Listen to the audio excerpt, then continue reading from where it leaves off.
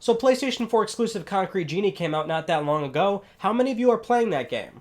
What about the Medieval remake? That's coming out in a few days. How many of you pre-ordered that game? Or how many of you are even aware of these titles? Why does Sony seem to have a lot of these exclusives that they fund and their PlayStation IP, and yet they don't seem to actually care to put a whole lot of marketing money into them?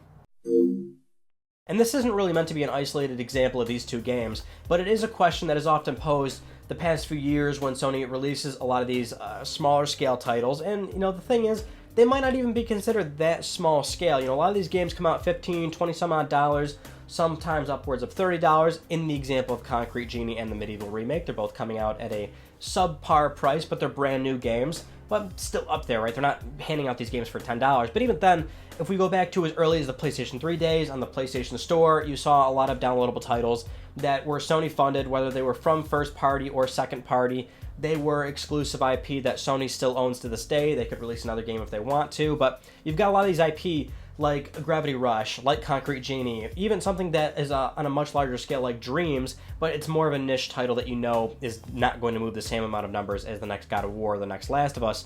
But it still begs the question, why even do these games to begin with? Why would Sony put in the funding for these projects, and even more so, give these developers the creative freedom that they deserve? Now, that's somewhat explanatory by itself. The developers are a creative team, and they should have the freedom to make the project that they want to. And so it seems like Sony does every single thing right here, except by the time these games actually come out, and it doesn't seem like they get a whole lot of attention. Now, and it's weird because it's a bit of a far cry. If you remember in 2013, and even a little bit prior to that and a little bit after that, Sony had a heavy focus on independent developers on the PlayStation 4. Now, really think about this. As awesome as that was to see all these small games that you would think would never really get the time of day, they're on the E3 show floor, they're constantly getting posted on PlayStation's YouTube channel. In many circumstances, they are always included in sizzle reel of games with PS4, and you have weird scenarios where it's a brand new console generation launch. It's so crucial to move this hardware, sell it to the consumer, and show people PlayStation 4 is a fantastic console that you need to buy, and yet at E3, you have demo units of Octodad right next to Killzone Shadowfall.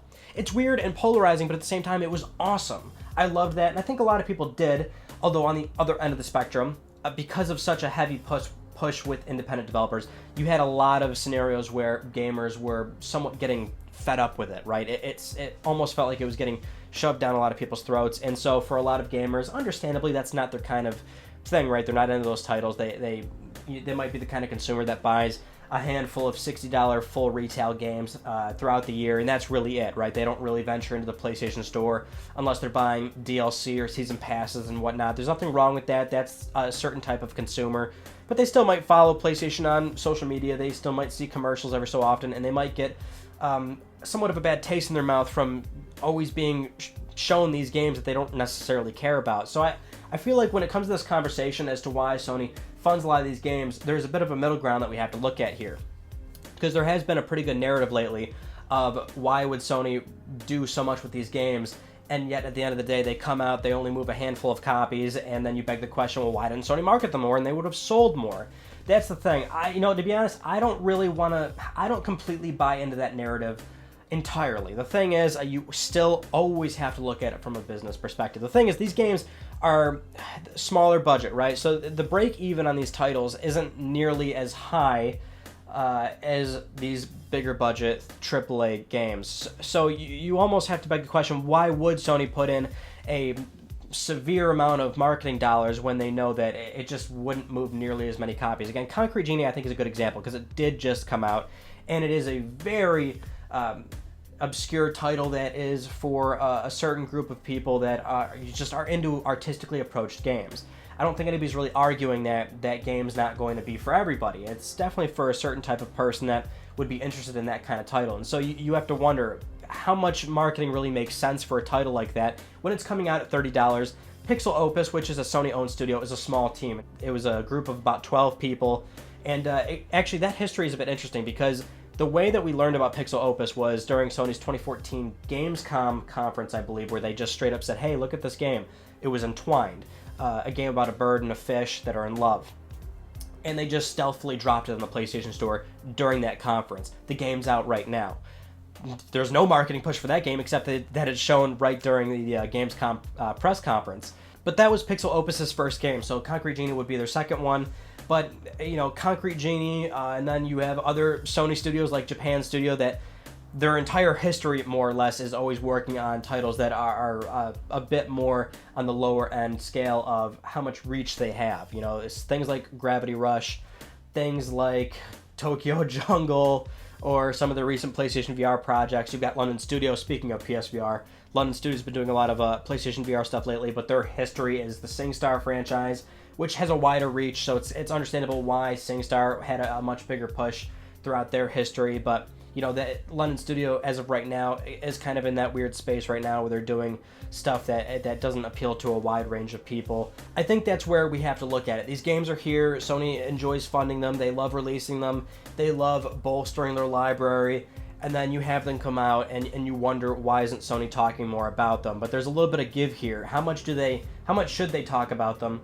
And where's a point where does it really make a whole lot of sense to put this much money into them to get them out there when you know there's only so much marketing you can do that will translate into genuine sales and interest in that title? And I also think that's why a lot of these games oftentimes see a very subtle and a much more tame marketing approach, which is a lot of the free stuff that Sony can do. You've got videos on their PlayStation YouTube channel. You've got PlayStation blog posts. You've got them coming out of all their social media profiles. So usually, whatever PlayStation exclusive it is, the PlayStation Twitter account will change their header image. You'll have Shuhei Yoshida constantly tweeting out about some of the latest VR projects or Concrete Genie. He'll retweet any articles that are giving these titles the time of day and retweet some reviews, previews, interviews. You know, they do a lot of stuff that is free, and they're doing the kind of stuff that creates small buzz in the circles of, you know, word of mouth. The company understands that these games are here. They do care about them. They do fund a lot of them. They do give the developers the creative freedom, but I guess they know their place when it comes to the amount of success these titles can find. The break even on them is not nearly as high as one would expect, therefore they don't have to move nearly as many units. A great example of the break even thing is PlayStation Vita. It's not a platform that sold a lot of units. It's just not. It's sitting around 15, 16 million some odd units, but the type of user that loves Vita buys a lot of games. It's a very high attach rate, and so developers could make a game on Vita, and it's they're a small team. It's not in any way, shape, or form a big title, a large title. It's certainly in the veins of a small title, like we've been discussing throughout this whole video. And you can put it on Vita, and these guys always end up in the black with their games. They always do well. They always break even. They always make a profit. You've got some developers that somewhat abused the system on PlayStation Network, where it's an easy trophy game. And so they release a game with an easy platinum, and sure enough, they make money on that, and they put it on Vita because the Vita audience is going to buy it. And therefore, I think there's not a whole lot of pressure in terms of making sure that the word gets out there. That's why I don't really follow the narrative to the complete extent that a lot of people have been discussing when they say, you know, why does Sony release these games and just put them out to die? Because admittedly, if you keep pushing these titles to the extent of what we've seen back in 2013 with the indie stuff, or with PlayStation VR, that's also a great example as well. PlayStation VR is a low volume platform for Sony. The last official metric that we got was 4.2 million units, either shipped or sold, but you know, if it's shipped, whatever, they'll sell those units eventually. 4.2 million, you know, that's low, and the amount of discussion that Sony has with PlayStation VR, I mean, you can see it. People are genuinely, a lot of PS4 owners that don't care about VR are like actually annoyed with how much Sony supports PlayStation VR. It's really ironic because when you look at PlayStation Vita, where Sony dropped off a lot of the marketing, they dropped off a lot of the game support and talking about it at press events and things like that, people were really upset, understandably. People that bought into the platform really loved PlayStation Vita. They were super dedicated to the platform, and then Sony leaves. Now you've got PlayStation VR, which is it hasn't even sold remotely close to Vita numbers when it comes to hardware, and yet they still continue to talk about it, release games for it, have heavy developer support for it, put a lot of marketing dollars into it, run a lot of sales, and then you've got people going, well, I'm so sick of seeing PlayStation VR, I have no interest in it. So there does need to be a middle ground, and it's very important that Sony finds the perfect place for that. Are they doing enough right now with these games? No, I don't think so whatsoever. But I certainly see where they're coming from, and I don't think it's completely accurate to say, why doesn't Sony care about these games?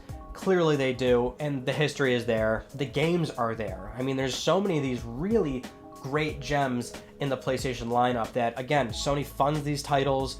They're either second-party or first-party games. They're IP that Sony owns, so they can pursue sequels if they want. They can pursue remasters and ports to whatever effect that they want to because they own the properties. And they always allow the creative freedom of these developers. I mean, I think that's what's so confusing to some people is that everything else is perfect except once they come out and Sony kind of goes silent, like radio silent. There does need to be a really good middle ground that it's tough to explore because you can't pump that much marketing dollars into these titles. It just wouldn't make sense. But I think a very good part of it is a lot of the free social media stuff. I think that's one of the best ways that Sony really gets these games out. But that's where I think they actually fall back a little bit. You know, a lot of the time, okay, a Twitter header, that's cool. A new Facebook header, a Facebook post here and there, that's fine. But I think there needs to be a bit more in that space. I mean, that's free at that point. You don't want to overdo it, but I think you want to make these games known, right? And instead of just one post saying, oh, the game's coming out, maybe a handful of other posts here and there, do some more developer diaries and put it in front of people's eyes. You do that thing where you log on a PS4 and there's a new tile in front of you that you've never seen before. Oh, what is it for? It's PlayStation Now, it's PlayStation View, it's some TV show that came out. You know, I mean, why don't we do that with Concrete Genie? Why don't we do that with Medieval? Why don't we do that with Gravity Rush 2? You know, these are things where I don't think it hurts at all to do some of these passive things that don't cost the company that much money. So to round out this conversation, and I do apologize because admittedly it was like all over the place, but Sony absolutely needs to do more with these titles. I don't think they're doing enough today, and I would go as far to say that in 2013 it was a bit too much just because it alienated a lot of consumers like they do today with PlayStation VR. And VR is very important, but it does push people to the way of like, oh, I'm so sick of seeing PlayStation VR. So dial it back a little bit and find that middle ground where you say, hey, when you're not playing the next God of War, the next Last of Us, the next Horizon, whatever major PlayStation IP it is, when you're not playing those games, check out some of this other stuff we have. Great palette cleansers, games that you should check out. They might interest you. They're different. They play different. They look dramatically different. And they're games that we think you might genuinely enjoy. And explore that area, right? I don't think anyone's really arguing it, but of course you can't put that end of the spectrum and this end of the spectrum, put them on two different scales, and you get the same exact weight, right? It's not going to happen, no matter how much marketing dollars you put into Concrete Genie or what have you. So find that middle ground, and I think that's where Sony needs to be with a lot of these games that deservedly should be in front of more people's eyes. Thank you so much for watching this video. I hope you've enjoyed this conversation, and if you haven't yet, please subscribe for the best PlayStation news, reviews, and updates that are here on YouTube, and you can follow me on Twitter at Mystic Ryan, which you really should, and that's it. So I will see you all in my next video, and you take it easy.